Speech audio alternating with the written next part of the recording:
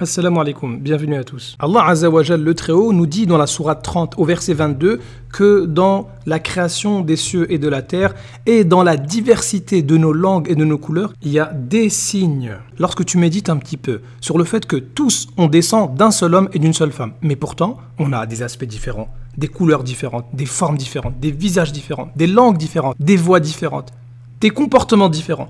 Et tout ça, eh bien, ça montre quoi? Ça montre la grande puissance du Créateur Allah Azza wa Jal dans sa capacité à tous nous créer différents. Si Allah Azza wa Jal avait voulu, il nous aurait tous créés identiques. Il y a donc un signe dans nos différences qui prouve qu'Allah Azza wa Jal c'est le seul Créateur, le seul qui mérite l'adoration et celui qui est tout puissant. Alors maintenant, tous ces signes qu'on peut voir dans les différentes créations, c'est valable pour qui? Inna fi dhalika la ayatin lil alamin. Un signe pour tout le monde.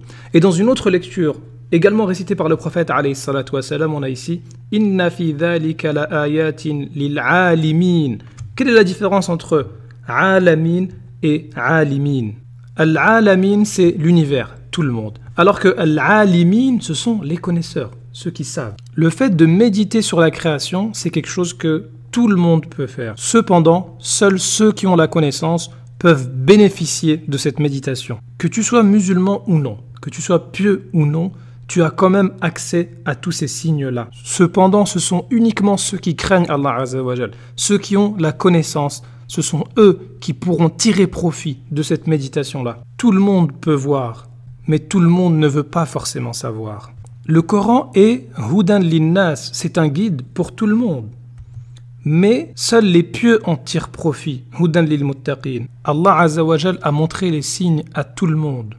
Mais c'est pas tout le monde qui veut chercher la vérité. Tout le monde devrait aimer la diversité. Et seuls les ignorants détestent la diversité. La diversité de couleurs, c'est donc un signe parmi les signes d'Allah Azza wa Jal. Donc si tu te moques de l'aspect des autres, Allah t'a mis parmi les ignorants. Si tu es raciste, Allah t'a mis parmi les ignorants. Si tu crois que tu es meilleur que les autres de par ton nom de famille ou tes origines, Allah t'a mis parmi les ignorants.